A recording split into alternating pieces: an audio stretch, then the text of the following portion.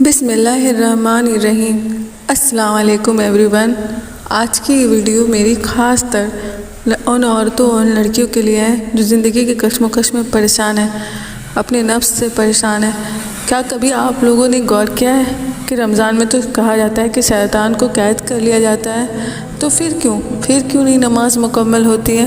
پھر کیوں نہیں قرآن پہ غور و فکر؟ کیونکہ قرآن تو آیا ہی ہے غور و فکر کرنے کے لیے، لیکن کیا رمضان میں ہم لوگ کر پاتے ہیں؟ نہیں۔ سارا کریڈٹ شیطان کو نہیں جا سکتا کہ شیطان نے مجھے تھکا دیا، شیطان نے میرے ساتھ ایسا کر دیا تو میں نہیں کر سکی۔ نہیں، کچھ کریڈٹ اپنے نفس پہ جاتا ہے۔ کیا نفس کی لڑائی میں ہم لوگ آگے ہیں؟ کبھی کبھی دیکھتے ہیں دل کہتا ہے تھک گئے، رہنے دیتے ہیں، جبکہ پہاڑ بھر کا کام کر کے آ چکے ہیں، پوری دنیا گھر اٹھا کے آ چکے ہیں، لیکن نماز کے وقت نہیں رہنے دیتے ہیں، بہت تھک گئے، اللہ تو معاف کر دے۔ اللہ تو سچ میں معاف کر دے، وہ غفور الرحیم ہے، لیکن پھر ہم لوگ کیا کرتے ہیں؟ جو فرض ہے وہ بھی نہیں پڑھتے، اتنا بھی نہیں کرتے، اور پھر ایسے کرتے کرتے بہت ساری نمازیں جب قضا ہو جاتی ہے تو مایوس ہو جاتے ہیں۔ اور شیطان کا سب سے بڑا ہتھیار تو یہی ہے کہ انسان کو، مومن کو مایوس کر دو کہ اپنے رب کے در پہ واپس نہ جائے، اس کو شرمندگی ہو، لیکن ایسا نہ کریں۔ جب آپ کا دل آپ کو کرے تو اپنے رب کو یاد کریں۔ ڈپریشن ہو تو سجدے میں چلے جائیں، دکھ ہو تو سجدے میں چلے جائیں، کسی بات کی کشمکش ہو، پریشانی ہو تو استخارہ کریں، اللہ سے ڈسکس کریں، پوچھیں۔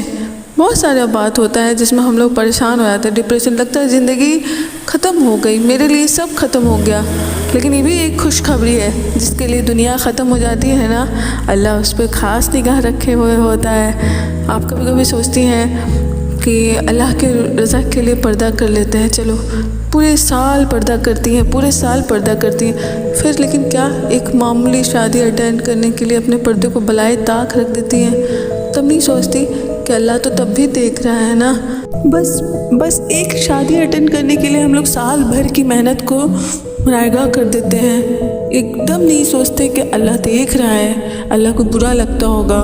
پتہ ہے اللہ سے خوف ختم کر کے اللہ سے جس دن محبت آپ لوگ شروع کر دیں گے نا، تو پھر آپ ساری قربانیاں دینا شروع کر دیں گی۔ ویسے بھی دنیا کی ہر قربانی اپنے رب کے لیے ہے، مطلب اللہ کے لیے سوچئے، کیونکہ دنیا، اللہ کتنی بار ذکر کر دیے کہ دنیا ایک خوبصورت جھوٹ کے علاوہ اور کچھ بھی نہیں ہے، یہ بہت ہی خوبصورت جھوٹ ہے۔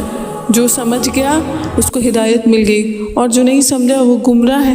اور اللہ وہی فرماتے ہیں، اور جسے ہم ہدایت دے دیں اور جسے ہم گمراہ کر دیں، لیکن کوشش کرنے والے کو ہمیشہ ہدایت ملی ہے۔ آپ کبھی سوچئے نا، کھلے بال، ایک اچھا مرد آپ کو دنیا میں کب تک اسٹل آپ کے لیے مطلب لوئل رہ سکتا ہے، لیکن اللہ تو زندگی میں بھی آپ لوئل رہیے گا، اور آخرت میں بھی وہی آپ کے لیے لوئل رہیں گے۔ اور پھر ہوتا کیا ہے کہ جو اللہ کے آگے جھک جاتا ہے نا، اللہ دنیا کو بھی اس کے آگے جھکا دیتے ہیں اور آخرت کو بھی۔ اس طرح زندگی میں پتہ چلتا ہے کہ نفس کی لڑائی میں آپ کو بس نفس کو یہ بات بتانا ہے، نہیں تم میرے آگے نہیں ہو، میرے میں اتنی قابلیت ہے کہ ہم تم کو ہرا سکیں، نہیں آج ہم حجاب کر کے باہر نکلیں گے، نہیں آج ہم شادی میں پھول کپڑا پہن کے نکلیں گے تاکہ میرا اللہ خوش ہونا کی زمانہ۔ بس چھوٹے اسٹیپ سے آپ اللہ کو راضی کر لیں گے، اور باقی جب چھوٹے اسٹیپ سے آپ اللہ کو راضی کرتے رہیں گے نا، تو اللہ بڑے آپ کے نقصان کو آپ کو روک لے گا۔ کوشش کریں کہ اللہ کو راضی کریں، اللہ سے محبت کریں، اللہ کے لیے آنسو نکالیں، دنیا کے لیے نہیں، یہ دنیا چھوڑ دیتی ہے۔ الحمدللہ